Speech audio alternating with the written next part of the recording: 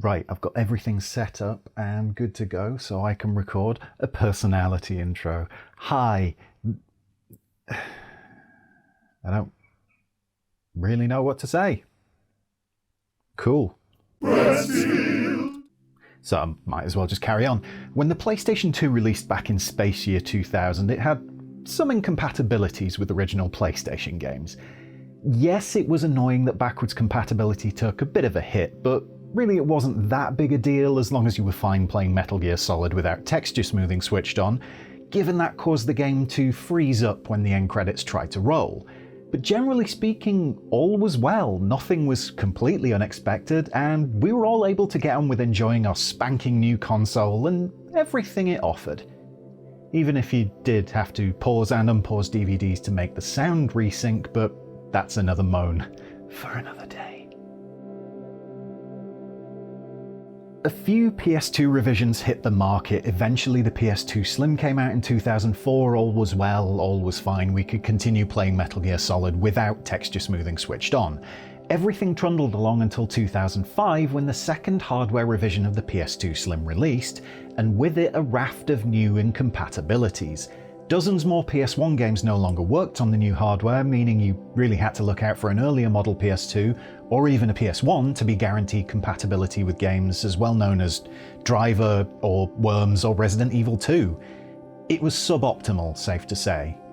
But what was far more egregious in this revision of the PS2 Slim, the 75000 series, was that a selection of PS2 games didn't work properly or in some cases at all on it. To reiterate this because it is so very bizarre, Sony released a PlayStation 2 that couldn't play some PlayStation 2 games.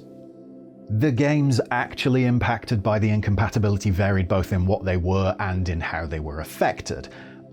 Honestly, I've struggled to pull together a full and definitive list, and I certainly haven't been able to test them all, but from what I've been able to gather, there were around 51 games with issues. Sony US listed 15 games on its site, Sony Japan went with 17, Sony Europe threw 22 on theirs, though 5 of these were the same game with different football team licenses attached, so 18 total there.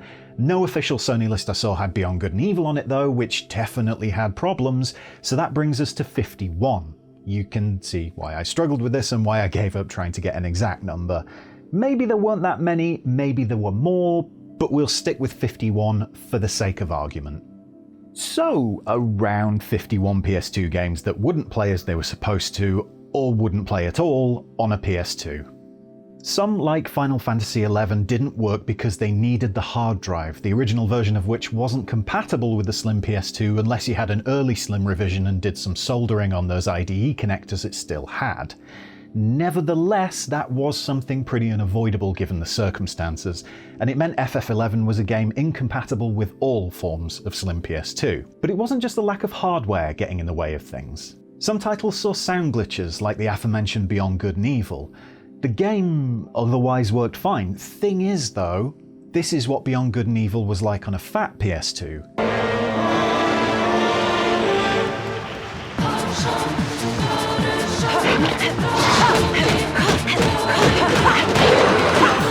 got it handled! Get yourself to safety!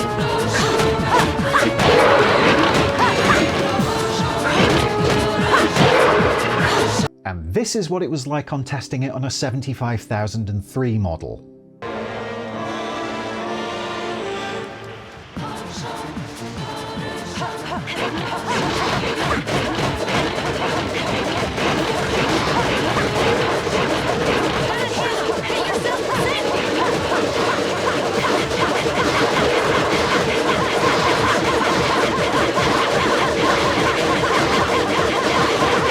For those of you who are deaf or hard of hearing, the game on the Slim PS2 had a bug whereby sounds wouldn't stop playing and would layer on top of each other until it was nothing more than a cacophony of noise forever, or until you turned the game off.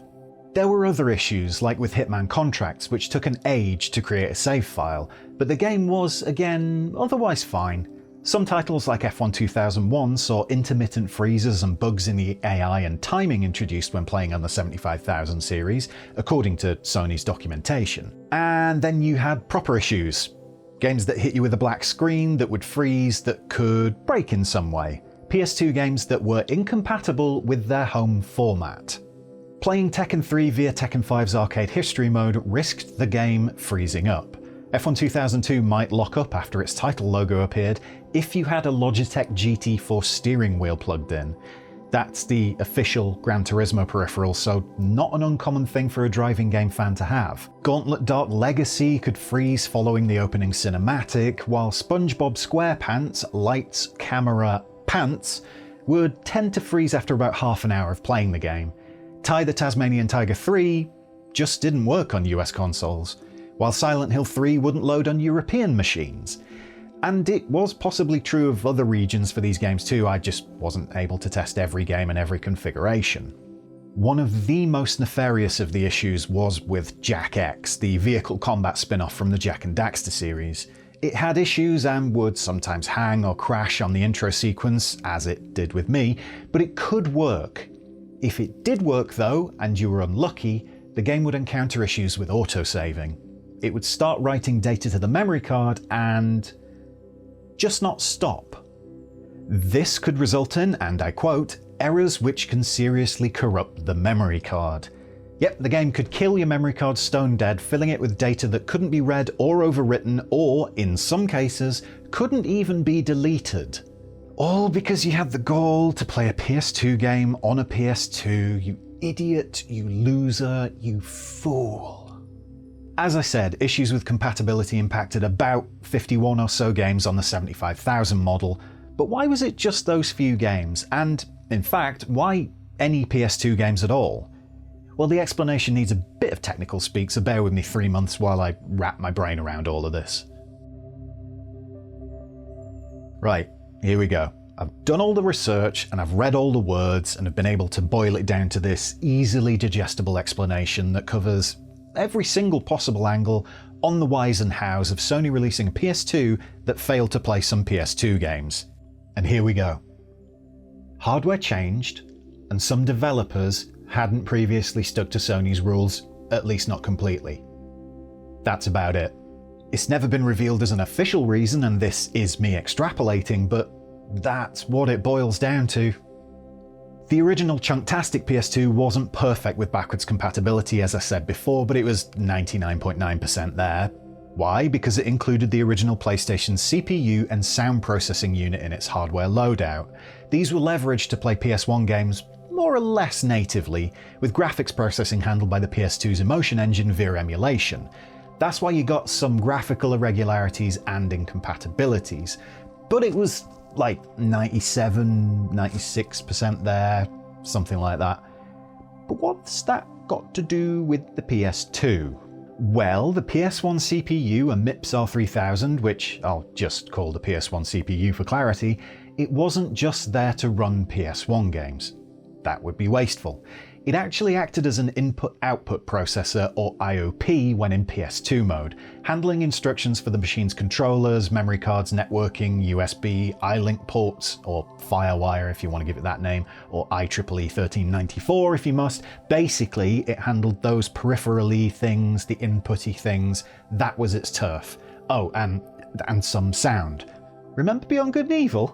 Yeah, it was involved in sound processing too. Now, Sony was, as far as I can tell, clear about this. The PS1 CPU is there to handle input-output instructions when PS2 software was being played, and it worked as a PS1 CPU when original PlayStation games were being played.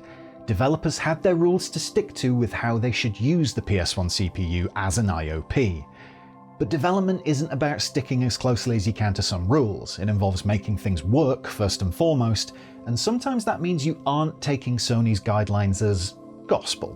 What this resulted in was the PS1 CPU being used for the end results it was meant to be used for, network communications, audio processing, things like that, but these end results were met using techniques outside of Sony's specific guidelines.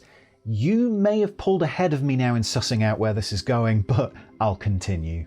When Sony revealed the second design of its slim PS2, one cost-cutting procedure saw the PS1 CPU removed, replaced instead by a completely different chip named Deckard that emulated the job of the PS1 CPU so it could function as the new IOP. Quick aside, the original Slim PS2, the 70,000 model, still had the PS1 CPU and was functionally exactly the same as the previous fat version of the console. You could solder some bits and pieces and get hard drive functionality on it. Everything was still in there. I digress. Sony's move to redo the Slim machine had resulted in a new IOP emulating the job of what was used previously, the PS1 CPU. Not super important, but the Emotion Engine was sped up a bit too to factor all of this in. More importantly, by using emulation, there came an inability to deal with the creative, outside of spec ways developers had employed the PS1 CPU with PS2 games. So it was that as a result of removing the PS1 CPU and relying on emulation both for playing original PlayStation games and for IOP functionality, the 75,000 model ended up breaking a bunch more PS1 games and a few dozen PS2 games that had been using the PS1 CPU in ways Sony hadn't foreseen, or in ways it just didn't know about. I'm not a developer, I'm barely competent at even recognizing hardware. Is this chips? So I may have made the odd snafu here, but the fundamentals are correct. Sony changed the hardware and in doing so broke compatibility for games made for that very device. Nothing big, nothing that mattered to the masses was impacted, not unless you were a die-hard Hitman Contracts fan who really needed quick saves in their life. Or a Beyond Good and Evil fan who really needed to hear Page's "I'm coming, Jade!" Not only was it a select few games with largely minor issues, but in all honesty here, I played about a dozen of the games on the list, and while I did see a fair few game-breaking bugs, or enjoyment-breaking, there's Beyond Good and Evil again, there were plenty like Destruction Derby Arenas or the Club Football series where I couldn't actually see any issue.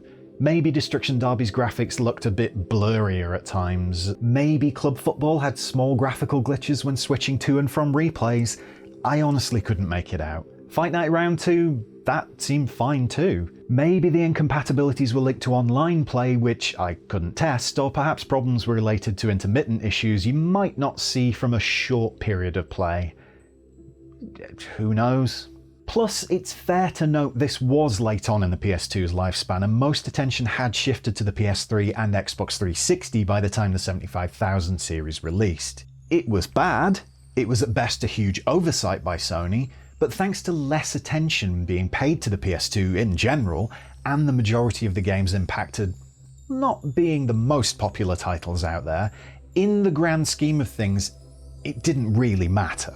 That said, nothing can take away from the fact that Sony, creator of the PlayStation 2 games console, made to play PlayStation 2 games on said console, released a version of its PlayStation 2 console that couldn't play some PlayStation 2 games. And that's pretty special. The company might have fixed most of these problems from the 77,000 series on, but we will never forget the wonderful era of the 75,000, the PS2 that couldn't play some PS2 games. Thanks for watching, and special thanks to my patrons for their continuing support. It does actually mean a lot, even though it feels weird to be genuine like that. You can contribute if you both can and want to by visiting the link below. For now, I'm just going to sit in quiet contemplation of the fact I bought a 75,003 for this video, and now I don't know what to do with it. Bye!